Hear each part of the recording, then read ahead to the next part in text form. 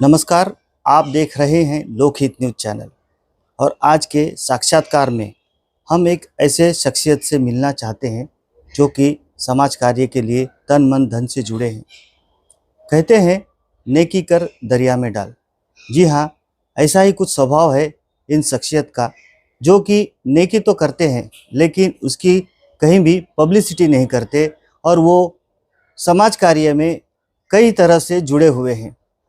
ऐसे ही शख्सियत हैं हयात सिंह राजपूत जी। जी हाँ, हयात सिंह राजपूत जी जो कि मीरा भाईंदर शहर में समाज सेवा में काफ़ी वर्षों से जुड़े हुए हैं। पहाड़ी प्रवासी सोसाइटी के माध्यम से उन्होंने कई प्रकार की समाज सेवा की है। तो आज हम आए हैं हयात सिंह राजपूत जी से मिलने के लिए और हम जानना चाहेंगे उनके समाज कार्यों के बारे में। तो बात करते हैं हयात सिंह राजपूत जी से। तो हयात सिंह जी, सबसे पहले लोकहित न्यूज़ में आपका स्वागत है। और जिस तरह का समाज कार्य आप कर रहे हैं और हमने जब जाना कि आप इस तरह से कई प्रकार के समाज कार्यों से जुड़े हुए हैं, तो हमने सोचा कि क्यों ना आपका एक साक्षात्कार किया जाए ताकि लोगों को आपसे प्रेरणा मिले। तो हम सबसे पहले आपके बारे में संक्षिप्त में जानना चाहते हैं कि आपके बारे में जानकारी प्रेक्षकों तक पहुँचे। तो ज़रा आपके बारे में कुछ बताइए। धन्यवाद सर। सबसे पहले मेरा नाम हयात सिंह राजपूत है। बेसिकली मैं उत्तराखंड से हूँ, लेकिन मैं 1971 से मुंबई में आ गया था। मेरी पढ़ाई जो कर्म भूमि है मुंबई है और मैं एक छोटा सा यहाँ बिजनेस भी कर रहा हूँ। और मैं साथ साथ में बिजनेस के साथ साथ मैं कुछ संस्थाओं से भी जुड़ा हूँ, जैसे उत्तरांचल मित्र मंडल वसई है जहाँ बद्रीनाथ बन रहा है, काफल फाउंडेशन है जहाँ ये उत्तरांचल मित्र मंडल भाईंदर है जहाँ हमेशा धार्मिक काम ज़्यादा होता है, रामलीला होती है, कल्चरल होता है। साथ साथ सभी जितनी भी संस्थाओं में हैं, सभी संस्थाएं अपने लेवल पे सब चैरिटी का भी काम करते हैं। लेकिन एक हमने अभी पिछले 1 साल से एक हमारी और एक संस्था बनाई है, वो प्योर एनजीओ है। मतलब बाकी संस्थाओं में भी एनजीओ का काम होता है, लेकिन हमने सोचा कुछ हमारे मित्र हैं, एक ही विचार वाले थे, हमने सोचा क्यों ना एक ऐसी संस्था बनाई जाए जिससे हम पूरे मानव कल्याण हो, जिसका मतलब एजुकेशन में हो या मेडिकल में हो या पावर्टी में हो। तो हमने एक कोशिश की एक संस्था बनाने की और उसका नाम है पहाड़ी प्रवासी सोसाइटी। और पिछले 1 साल में ये लगभग हमारे से पूरे ऑल ओवर इंडिया से कम 500 लोग उस पर जुड़ चुके हैं। हम कोशिश करते हैं हर एक की, मतलब कि जितनी हो सके हम नॉट ओनली मदद, उसको मदद नहीं बोलेंगे, हम सहयोग करने की कोशिश करते हैं। साथ साथ हम सिर्फ उनकी मदद के साथ साथ उनको कोशिश करते हैं कि उनको आत्मनिर्भर बनाने की। ये नहीं कि एक बार हमने उनको पैसा दे दिया तो बार बार उनकी आदत भी नहीं लगाते हैं। जैसे कोई मित्र हमारे ऐसे भी वो बोल रहे हैं कि आप हमको अभी मदद कीजिए पढ़ाई में, तो हम जैसे ही हमको नौकरी मिलेगी हम भी आपसे जुड़ जाएंगे, हम भी सेवा करेंगे। हम ज़्यादातर इसमें युवाओं को जोड़ने की कोशिश कर रहे हैं ताकि हम अधिक से अधिक लोगों तक पहुँच सके और अधिक से अधिक लोगों की सेवा कर सकें। अभी हमें कुछ जानकारी मिली है कि जैसे कि वसई में उत्तरांचल मित्र मंडल के माध्यम से वहाँ पर एक भव्य ऐसा बद्री विशाल मंदिर का निर्माण किया जा रहा है, लेकिन इसके साथ साथ वहाँ पर एक मानव कल्याण केंद्र भवन भी बनाया जा रहा है जो कि मानवता की सेवा के लिए बनाया जा रहा है, जिसके माध्यम से मानवता की सेवा की जाएगी। और इस सारे निर्माण कार्यों में सबसे ज़्यादा दान आपने दिया है। अभी हाल ही में हमने सुना कि आपने 5 लाख रुपया डोनेशन दिया और अब तक जितना भी डोनेशन दिया है उसमें सबसे बड़े डोनेशन देने वाले यानी कि 25,11,000 रुपया आपने डोनेशन दिया है। तो सबसे बड़े दानी आप उसमें साबित हुए हैं। तो ये जो मंदिर बन रहा है और साथ में जो मानव कल्याण केंद्र जो भवन बन रहा है, इसके बारे में कुछ बताएंगे आप? जो बद्रीनाथ मंदिर बन रहा है, साथ साथ आपने कहा कि ठीक कहा, मतलब मंदिर के साथ साथ वहाँ एक मानव कल्याण 4 माले मंजिल का बन रहा है। साथ साथ मेन हमारा मकसद है मंदिर के साथ साथ हम जितने भी लोग हैं हमारे समाज के, दूसरे समाज के, कोई भी समाज के हो, ऑल ओवर इंडिया के उधर आए हैं और मतलब मेडिकल क्षेत्र में हो या एजुकेशन क्षेत्र में हो या पावर्टी में, उनको हेल्प करने के लिए हमने मानव कल्याण उधर बनाया।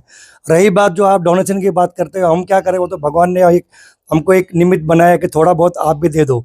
तो इसलिए मैं नहीं, बहुत सारे लोगों ने और भी दान किया है। लेकिन क्या होता है कि मैं दान कर दिया करके ये नहीं कि मैं बहुत बड़ा काम कर लिया, वो हमारा फ़र्ज़ है। हर एक समाज में अगर भगवान ने हमको कुछ दिया है, आज से पहले 20 साल पहले मैं क्या था, 30 साल पहले क्या था, आज भगवान ने मुझे कुछ दिया, तो अगर उसमें से कुछ हिस्सा भगवान के कामों में या मानव कल्याण के कामों में अगर किया जाए, को बहुत बड़ी बात नहीं है। एक चीज़ और हम जानना चाहते हैं कि ये जो पहाड़ी प्रवासी सोसाइटी आपने जो अभी-अभी बनाई है, इसका मेन उद्देश्य क्या है और अभी अभी तक इस संस्था के माध्यम से आपने कौन से समाज कार्य किए हैं? पहाड़ी प्रवासी सोसाइटी का मेन उद्देश्य है कि हम लोगों को यथासंभव मदद कर सके, या दूसरे शब्दों में कर सकते हैं कि मदद सब हमने न करके सहयोग कर सके। जैसे बहुत सारे क्षेत्र होते हैं, मेडिकल क्षेत्र होती है, कोई पावर्टी है, एजुकेशन है, कोई बच्चा बहुत हम जो होशियार है लेकिन वो पैसों की वजह से आगे नहीं पढ़ पाता है, तो हम कोशिश करते हैं यथासंभव उसकी मदद करने की। कोई मेडिकल में कोई बीमार है लेकिन उनके दवा के लिए उनके पास पैसा नहीं है, एजुकेशन, तो हम ट्राई करते हैं, हमारी पूरी टीम ग्राउंड लेवल पर जाके उसकी छानबीन करते हैं कि वो ज़रूरतमंद रियल में ज़रूरतमंद है कि नहीं। तो हम कोशिश करते हैं उनको यथासंभव मदद करने की और साथ साथ उनको आत्मनिर्भर बनाने की।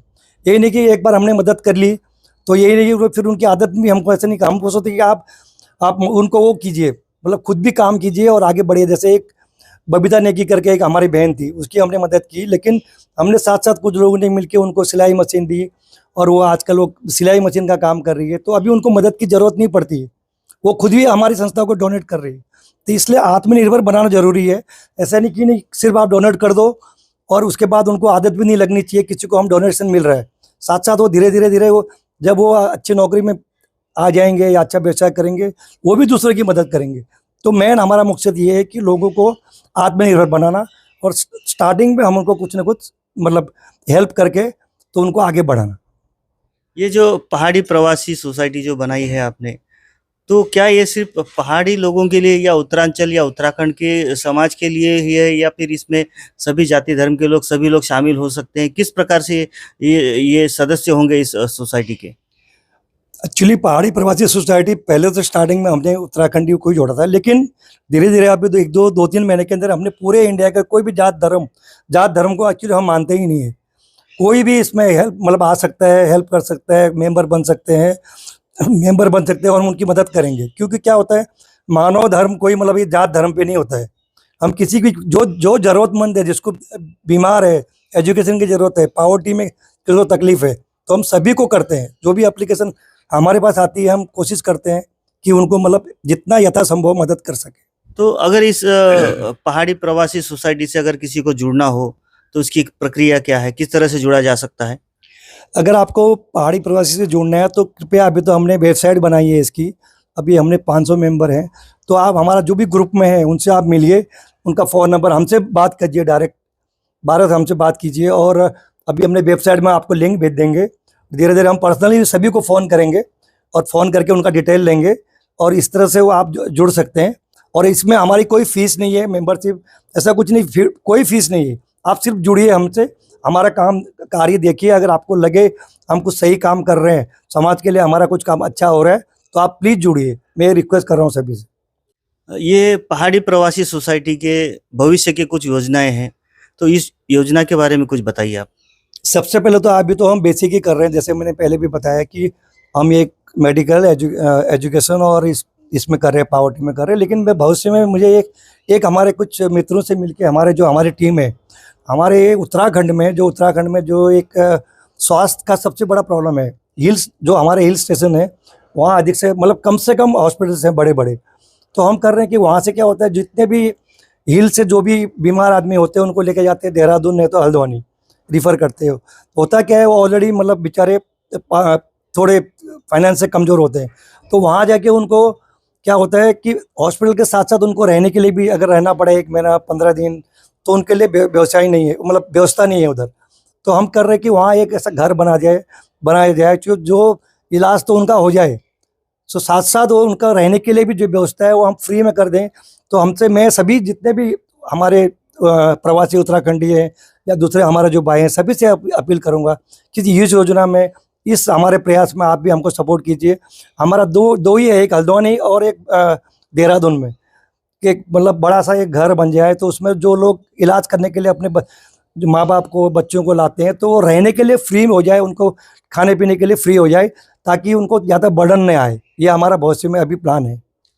आप कुछ अपने समाज को कुछ मैसेज देना चाहेंगे, संदेश देना चाहेंगे, या खास करके युवाओं को, जो युवा अभी जो नौजवान होते हैं वो समाज सेवा की ओर बढ़े और आपसे प्रेरणा ले, ऐसे युवाओं को क्या संदेश देंगे?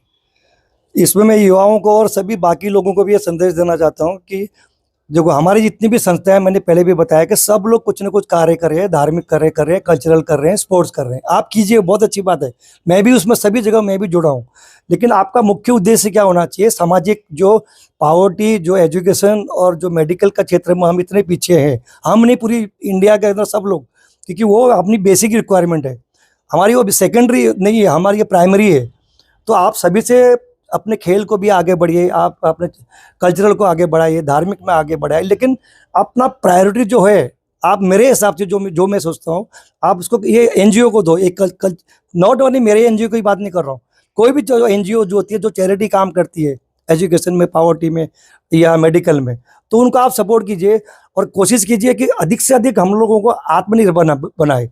पहले स्टार्टिंग में हम उनको हेल्प भी करेंगे, लेकिन उनको आत्मनिर्भर बनाने के लिए कोशिश कीजिए। इसलिए मैं जितने भी यंगस्टर है, जितने भी यंगस्टर, सभी से मैं मतलब विनती करता हूँ, क्योंकि हमारी भी एक एज हो चुकी है, आगे जाके ये आपको ही संभालना है ये चीज़ को। तो आप आइए, हमसे जुड़े, हमारे कच्चे विचार, कम से कम हमारे विचार आप सुन लें, उसके बाद आप जुड़िए। तो मुझे बहुत अच्छा लगेगा कि यंगस्टर भी जुड़ रहे हैं इसमें। धन्यवाद हमसे बात करने के लिए हयात सिंह जी। और हम चाहते हैं कि आप इसी तरह से समाज सेवा में आगे बढ़े, और हमारी लोकहित न्यूज़ की ओर से आपको ढेर सारी शुभकामनाएं। तो ये थे हयात सिंह राजपूत जी, जो कि समाज सेवा में काफ़ी तरह से काम कर रहे हैं और समाज सेवा से जुड़े हैं, लेकिन वो पब्लिसिटी से काफ़ी दूर रहना चाहते हैं। वो अपनी समाज सेवा को कहीं भी प्रदर्शित नहीं करना चाहते।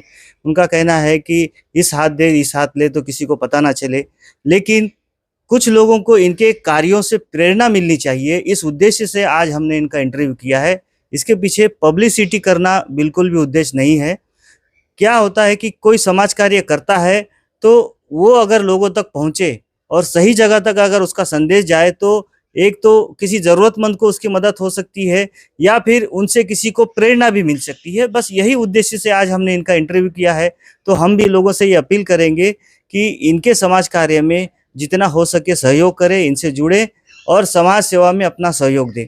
अभी हम बात करेंगे पहाड़ी प्रवासी सोसाइटी के उपाध्यक्ष किशोर भट्ट जी से। वो कुछ अपील करना चाहते हैं समाज से, और जानेंगे कि उनकी अपील क्या है। किशोर भट्ट जी, आप इस पहाड़ी प्रवासी सोसाइटी के उपाध्यक्ष हैं, क्या अपील करना चाहते हैं? लोकहित चैनल के सभी दर्शकों को मेरा नमस्कार। पहाड़ी प्रवासी सोसाइटी मीरा भाईंदर में हमारे अध्यक्ष श्री हयात सिंह राजपूत जी ने आपको सब कुछ बताया है कि हम किस प्रकार से कार्य कर रहे हैं। और ये संस्था एक प्योर चैरिटी संस्था है, जिसमें कि हम लोग हमारे माध्यम से और कुछ लोगों के माध्यम से फाइनेंशियली अरेंज करके लोगों की हेल्प करते हैं, जितना भी हम लोग कर सकते हैं।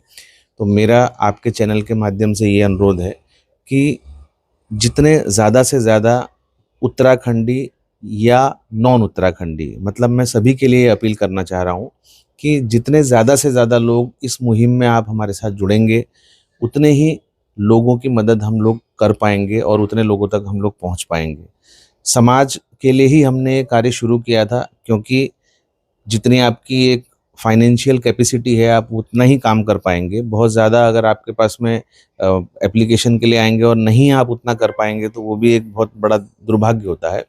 तो जैसे जैसे हमारे पास में लोग ज़्यादा जुड़ते जाएंगे, वैसे वैसे हम लोग फाइनेंस के हिसाब से मजबूत होंगे, तो ज़्यादा से ज़्यादा लोगों की मदद कर पाएंगे। तो मैं सभी लोगों से रिक्वेस्ट करता हूँ कि आप हमारा कॉन्टैक्ट नंबर इनके चैनल के माध्यम से आप प्राप्त करके आप हमसे संपर्क करें और पहाड़ी प्रवासी सोसाइटी के सदस्य बने। धन्यवाद किशोर भट्ट जी हमसे बात करने के लिए। तो ये थे किशोर भट्ट जी, पहाड़ी प्रवासी सोसाइटी के उपाध्यक्ष हैं। इन्होंने भी जो अपील की है, हम चाहेंगे कि इनकी अपील को भी ध्यान में रखते हुए इस संस्था से जुड़े या इस संस्था को सहयोग करें।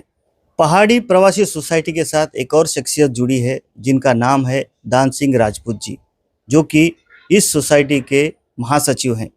हम उनसे भी बात करेंगे और जानना चाहेंगे कि इस संस्था से जुड़ने के बाद उनका अनुभव कैसा रहा। दान सिंह जी, ये जो पहाड़ी प्रवासी सोसाइटी है, इसके आप महासचिव हैं, आप जुड़े हैं इस संस्था से, आपका अनुभव कैसा रहा? देखिए, 1 साल पहले हमने जब ये इसकी शुरुआत की थी, तो हमारा जो उद्देश्य जो है वो सिर्फ और सिर्फ चैरिटी था। अक्सर हमारे समाज में कई केसेस ऐसे आते हैं जो चाहे मेडिकल हेल्प हो या मतलब कुछ ऐसे क्रिटिकल केसेस भी आते हैं कि अगर इमीडिएटली उनका ऑपरेशन नहीं हुआ या उनको पैसों की ज़रूरत नहीं पड़ी तो शायद हो सकता है। कई बार ऐसे भी केस आए कि जो डॉक्टर ने क्लियरली मना कर दिया कि अब ये बचेंगे नहीं, तो ऐसे दौर पे इमीडिएटली एक्शन लेना वो एक चीज़ हमें मतलब जो है हमने डिसाइड किया कि ग्राउंड लेवल पे जाके हम लोग डॉक्टर से मिलते हैं, हॉस्पिटल में जाते हैं और हम तो एक निमित्त बनते हैं। हमने ये अगर हम ये कहें कि हमने किया तो शायद ये थोड़ा सा अच्छा नहीं होगा, सब ईश्वर की कृपा है। और जितने भी केसेस हमारे पास इन एक सालों में आए तो एक भी केस ऐसा नहीं हुआ कि हमने उनकी मदद ना की हो, हमारे द्वारा उनकी मदद हुई है। और कुछ एक दो केसेस ऐसे भी हुए जहां डॉक्टर ने ये कह दिया था कि अब ये नहीं बचेंगे, लेकिन ईश्वर की कुछ कैसी कृपा रही कि जब हम लोग इन्वॉल्व हुए उसमें उस केस में तो वो इंसान आज भी जिंदा है और उसके परिवार के जो सदस्य हमसे जुड़े हुए हैं। और पिछली बार एक बच्ची का केस आया था हमारे पास, जो 2 साल की बच्ची का केस थाना में करीबन 13-14 लाख रुपए उसके जो हॉस्पिटल का बिल था, तो उसमें भी हमने कोशिश की यहाँ वहाँ लोगों से, जितना भी हमारे अध्यक्ष जी ने बहुत कोशिश की, हम सीएम लेवल तक भी हमने प्रयास किया तो उनके कुछ 8 लाख रुपए वहाँ से माफ़ हुए और बाकी यहाँ से भी कुछ 4-5 लाख रुपए हमारी तरफ से मतलब हमारे योगदान के द्वारा उनको फंडिंग हुई है। तो वो एक चीज़ है। कभी कभी ऐसा होता है एक साथ में हमारे पास 4-5 एप्लीकेशन एक साथ आ जाते हैं, तो हमारी जो टीम है, हमारी जो कमेटी मेंबर्स है, वो हर महीने एक अमाउंट हम लोग उसमें हर महीने हम लोग उसमें कंट्रीब्यूट करते हैं। और उसके अलावा जो भी अपने स्वेच्छा से दे दें, हम किसी से कोई फोर्स नहीं करते या किसी से ज़बरदस्ती मांगते नहीं है, बट लोग देखते हैं हम लोगों का जो डेडिकेशन, हमारे जो समर्पण भाव जो हम लोग उसको देख के लोग सामने से आते हैं और उनकी मदद हो जाती है। धन्यवाद हमसे बात करने के लिए। तो ये थे दान सिंह राजपूत जी और उन्होंने एक अलग पहलू बताया इस संस्था का, किस प्रकार से कार्य करते हैं। उन्होंने अपना अनुभव यहाँ पर साझा किया है। तो बहुत ही सराहनीय कार्य ये पहाड़ी प्रवासी सोसाइटी कर रही है। समाज सेवा में लोगों के कई प्रकार की सेवा करने में जुटे हैं ये लोग। तो हम ये जनता से अपील करेंगे कि आप भी इस संस्था से जुड़े, और जुड़ना नहीं चाहे तो जो भी आप सहयोग कर सकते हैं वो सहयोग करें, ऐसा हम अपील करेंगे। धन्यवाद लोकहित न्यूज़ देखने के लिए, और बने रहिए हमारे साथ, और हमारे चैनल को लाइक करना और सब्सक्राइब करना भी ना भूलें। धन्यवाद।